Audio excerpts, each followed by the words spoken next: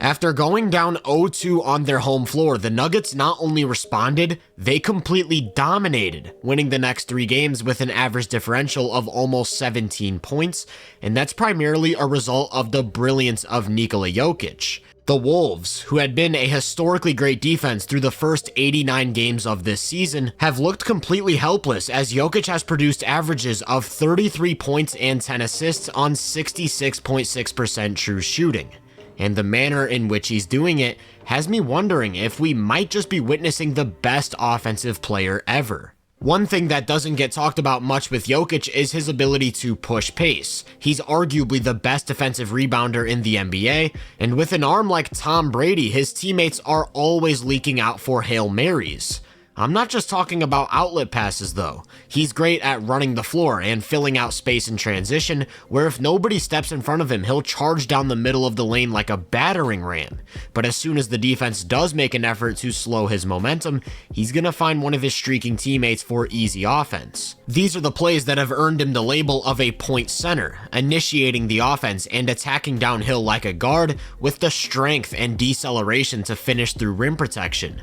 And the Nuggets will run action as if he's an actual one.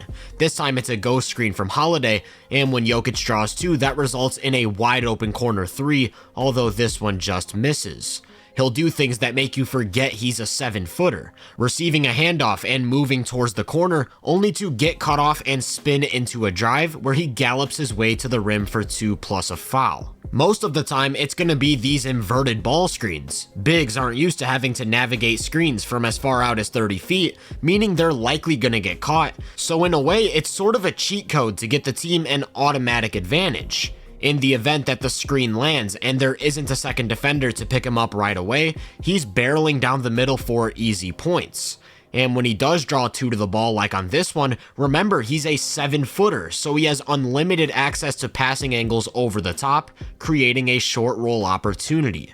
To make things even tougher, sometimes he'll even reject these screens and drive in the opposite direction, and once he's got a defender beat just a little bit, there really isn't much they can do. Now, it goes without saying that more times than not, he's going to be the one screening in these actions, and he's got the brick wall badge on Hall of Fame, so whoever's got the ball is likely attacking lots of open space.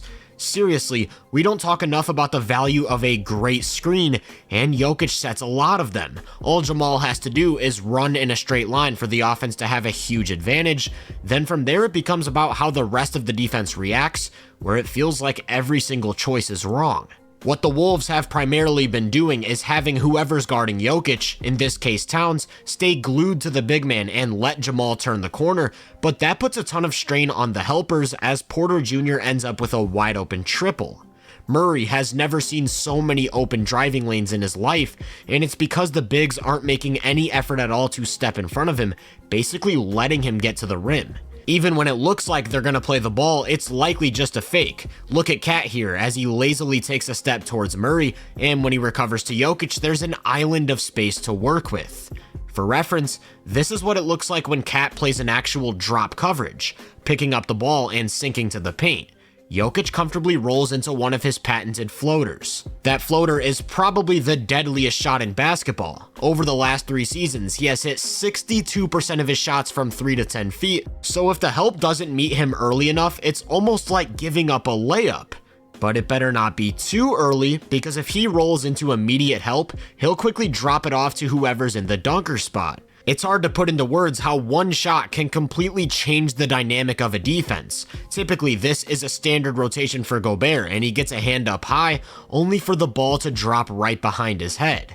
And if you're thinking about baiting him, like here, Rudy takes a jab in his direction, you can see that Jokic is looking at Gordon with the intention of passing.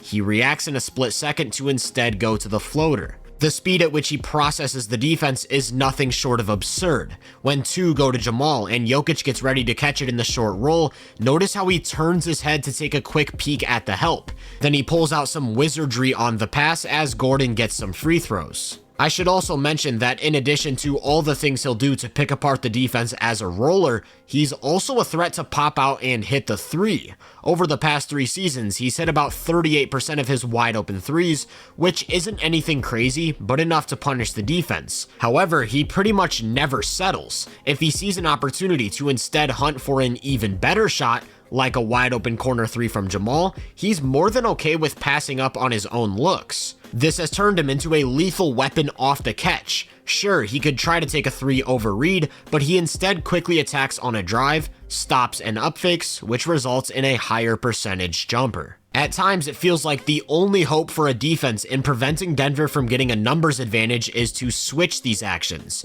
There's just one problem. Jokic is probably the best in the league when it comes to attacking mismatches. Especially in transition, he really likes to hunt for cross matches so that he can seal off low post position, and this time you're actually going to see him draw a double away from the ball, which leaves Brown with an open cutting lane as he uses an up fake to get a chance at 3 points. Minnesota has tried sending help from everywhere to get the ball out of his hands. Here, a double comes from up top, so he spins into a baseline drive and gets to one of his floaters. On this one, the help comes from the weak side in the form of a roaming Gobert, to which he pressures the rim before dropping it off to Gordon for one of those high-flying finishes. And this time you're going to see help come from everywhere. A roaming rim protector, a double coming from up top, a weak side defender sinking to cover Gordon in the dunker spot, only for him to manipulate 4 different defenders as he creates a wide open dunk. In all fairness though, you can't really blame these smaller players for not being able to affect Jokic in the post. Because if we're being completely honest, neither can the bigs. He's incredibly strong and will use his large frame to just force his way into the paint.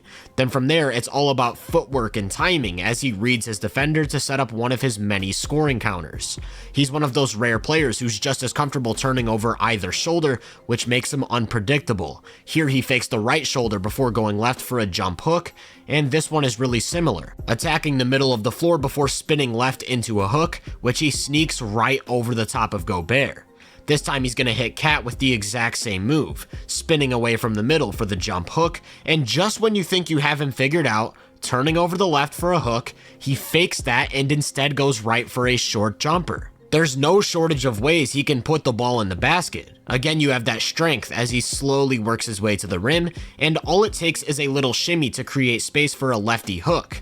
And this one's a personal favorite of mine because when he attacks the middle, it looks like the Wolves have it figured out. Gobert's sitting on his right shoulder, nothing there. Reed is in position to play the left shoulder, so what does he do? He fades away for a one-legged jumper. Basically what I'm getting at is the fact that sometimes the defense can do everything right and it just simply doesn't matter, a product of having maybe the best touch we've ever seen. Here's one that starts with the inverted ball screen I earlier talked about so that Jokic can get the switch onto Gobert, and he was relentlessly going at the 4-time Defensive Player of the Year in Game 5. Rudy does a good job of holding his ground, not biting on any of Joker's fakes, and that's just absolutely sickening if you're a Wolves fan. It all comes back to the soft touch. He can scoop it up and in off the glass with his left hand. He can get contested on an entry pass, only to tap the ball up to himself and secure it with a wide open lane to the basket. And it's really a defense's worst nightmare. His post-up scoring is maybe the most efficient form of one-on-one scoring in the NBA. Then as soon as a second defender comes to help, well, he might also be the best passer in the NBA. This is where he makes the defense pick their poison. Some choose to, quote, make him a scorer, so they better be ready to deal with an efficient 40. And if they want to send extra help his way, they better hope and pray that his shooters aren't hitting, because they'll get an open shot whether you like it or not. On this one, all it takes is a simple cut from Jamal to compromise the defense, and before they can even react, the ball is getting skipped cross court to KCP for a warm-up jumper. It could be something as subtle as the help defender one pass away getting caught sleeping for a fraction of a second, and just like that, Porter Jr. is stepping into 3 points from up top. These issues are really highlighted whenever Jokic initiates a set action from the high post. If someone's late to rotate or a switch is mistimed, best believe the Nuggets are getting a good shot on that possession. And if the defense does execute, with nothing for Jokic to exploit as a passer, that's when he'll attack from the perimeter himself as he spins into one of his soft touch finishes for 2 and a foul. So basically, the best course is to concede the advantage and live with the results. Let Jokic hit the guy one pass away, and just hope that the role players either make a mistake or miss the shot. This isn't anything new though. We've seen historic one-on-one scorers pair that with elite passing, basically forcing defenses to give their offense an advantage every time down the floor. My mind immediately goes to both Luka and Harden, who created at volume in a way we've never seen. However, where I think Jokic really differentiates himself is with how he reacts after getting rid of the ball. He draws two in the post and hits the open man, but doesn't back up or idle, instead floating into open space so that he can further connect the offense and swinging it to KCP for a mid-range jumper. Here's another one that starts with him drawing multiple defenders in the paint before kicking it out to the perimeter, and watch as he quickly relocates to the top of the key to continue stressing the defense with movement as he once again makes the swing pass, this time to a wide open Jamal Murray. He'll even connect the offense like this when he's not involved in the action. Jamal draws two, and KCP's open on the roll, but instead of trying to make that tough pass, he can move it over to Jokic to make the pass for him. Now the entire defense is in rotation, and Aaron Gordon gets a great look from the corner as he's been on fire all series. Of course, when spotted up on the perimeter like this, Jokic isn't only a threat to make quick extra passes. If given space, he'll step into a long-range jumper of his own, or he'll quickly attack off the catch on one of his drives, continuing to show off how versatile his scoring game truly is. My favorite part about Jokic as an off-ball player though is how smart of a mover he is. He's constantly looking for opportunities to catch defenders off guard with a sharp cut, which results in easy opportunities down low. Like here, he's just standing on the wing and decides to sprint in front of Gobert, then to counter help, it's an up fake as he earns some free throws. Smart movement without the ball, and a knack for filling out open space has also helped him become a devastating offensive rebounder, averaging more than 3 a game in 4 straight postseasons, most of which result in an automatic putback. All that's to say, when you put together the pieces, I'm not sure there's ever been a more complete offensive player. In this video, I covered 3 playoff games. That's it, and let's just recap all of the main talking points. He's incredible at pushing pace, both through outlet passes and a more traditional transition attack. He can operate like a point guard with the slashing, vision, and passing ability to counter any covers thrown his way.